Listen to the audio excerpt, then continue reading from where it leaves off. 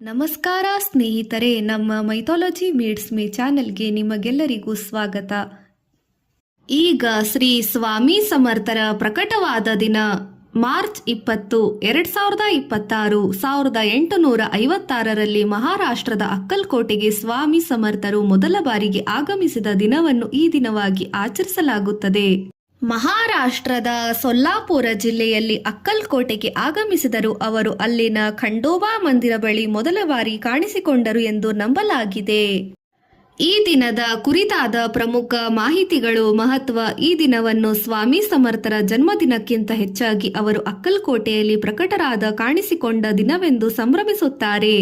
ಆಚರಣೆ: ಈ ದಿನದಂದು ಭಕ್ತರು ಉಪವಾಸವಿದ್ದು ಸ್ವಾಮಿ ಸಮರ್ಥರ ನಾಮಜಪ ಮಾಡುತ್ತಾರೆ ಮತ್ತು ಶ್ರೀ ಸ್ವಾಮಿ ಸಮರ್ಥರ ಸಾರಾಮೃತ ಎಂಬ ಪವಿತ್ರ ಗ್ರಂಥಗಳನ್ನು ಪಠಿಸುತ್ತಾರೆ. ಪಂಚಾಂಗ: ಈಗ ಮಾರ್ಚ್ 20, 2026 ಶುಕ್ರವಾರವಾಗಿದೆ. ಅತ್ಯಂತ ಶುಭದಾಯಕವಾಗಿದೆ. ಗಜಕೇಸರಿ ಯೋಗ ಮತ್ತು ಅಮೃತ ಸಿದ್ಧಿ ಯೋಗಗಳಿವೆ ಎಂದು ಜ್ಯೋತಿಷ್ಯ ಶಾಸ್ತ್ರಗಳು ತಿಳಿಸುತ್ತದೆ. ಸ್ವಾಮಿ ಸಮರ್ಥರ ಪ್ರಕಟವಾದ ಸಂದೇಶ: ಭಕ್ತರಲ್ಲಿ ಧೈರ್ಯ ತುಂಬಲು ಅವರು ನೀಡಿದ ಪ್ರಸಿದ್ಧ ಘೋಷಣೆ ಭ್ಯೂ ನಕೋಸ್ ಮೀ ತುಜಾ ಪಾಟಿಶಿ ಆಹೆ, ಅಂದರೆ ಹೆದರಬೇಡ, ನಾನು ನಿನ್ನ ಬೆನ್ನ ಹಿಂದೆ ಎಂದಿಗೂ ಇರುವೆ ಎಂಬುದು ಇಂದಿನ ಮನೆಮಾತಾಗಿದೆ.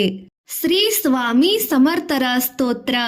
ಸ್ವಾಮೀ ನಮಸ್ತೆ ಅಕ್ಕಲಕೋಟವಾಸಿನ ಸಮರ್ಥ ನಾಮ್ನೇ ಸಪರನಾರಸಿಂಹ ಶ್ರೀಶಾವತಾರ ತ್ರಿತಯಾರ್ತಿಹಾರಿನ ಪ್ರಚಂಡಕಾಯ ಪ್ರಣಯೈಕ ಶುಲ್ಕ.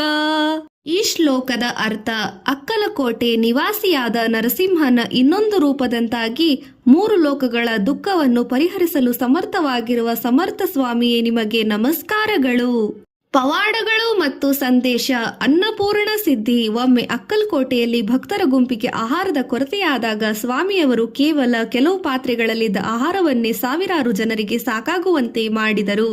ಪ್ರಮುಖ ಮಂತ್ರ: ಶ್ರೀ ಸ್ವಾಮಿ ಸಮರ್ಥ ಜಯ ಜಯ ಸ್ವಾಮಿ ಸಮರ್ಥ ಎಂಬ ಮಂತ್ರದ ಜಪವು ಭಕ್ತರಿಗೆ ಮಾನಸಿಕ ಶಾಂತಿ ಮತ್ತು ಆತ್ಮವಿಶ್ವಾಸ ನೀಡುತ್ತದೆ. ವಾಸ್ತವ್ಯ: ಅವರು ಅಕ್ಕಲಕೋಟೆಯಲ್ಲಿ ಸುಮಾರು 22 ವರ್ಷಗಳ ಕಾಲ ನೆಲೆಸಿದರು. ಅವರ ಜೀವನ ಮತ್ತು ಪವಾಡಗಳು ಜನರನ್ನು ಸನ್ಮಾರ್ಗದತ್ತ ಕೊಂಡೊಯ್ದವು. ಮಹತ್ವದ ಸ್ಥಳಗಳು: ಅಕ್ಕಲಕೋಟೆಯಲ್ಲಿ ಅವರು ಕುಳಿತುಕೊಳ್ಳುತ್ತಿದ್ದ ಆಲದ ಮರವನ್ನು ವಟವೃಕ್ಷ ಎಂದು ಸಹ ಕರೆಯಲಾಗುತ್ತದೆ. ಇದು ಇಂದಿಗೂ ಸಾಕ್ಷಿಯಾಗಿ ಅತ್ಯಂತ ಪವಿತ್ರ ಸ್ಥಳವಾಗಿದೆ. ಕರ್ನಾಟಕದ ಸಂಬಂಧ: ಸ್ವಾಮಿ ಸಮರ್ಥರು ಕರ್ನಾಟಕದ ಮಾಣಿಕ್ ನಗರಕ್ಕೆ, ಇಂದಿನ ಬೀದರ್ ಜಿಲ್ಲೆಗೆ ಭೇಟಿ ನೀಡಿ ಅಲ್ಲಿನ ಮಾಣಿಕ್ ಪ್ರಭುಗಳನ್ನು ಭೇಟಿಯಾಗಿದ್ದರು ಮತ್ತು ಅಲ್ಲಿ ಸುಮಾರು 6 ತಿಂಗಳು ನೆಲೆಸಿದರು. ಸ್ವಾಮಿ ಸಮರ್ಥರ ಸಂದೇಶ: ಭಕ್ತಿಯಲ್ಲಿ ಶರಣಾಗತಿ, ಸೇವೆ, ಧೈರ್ಯ ಇವರ ಸಂದೇಶ.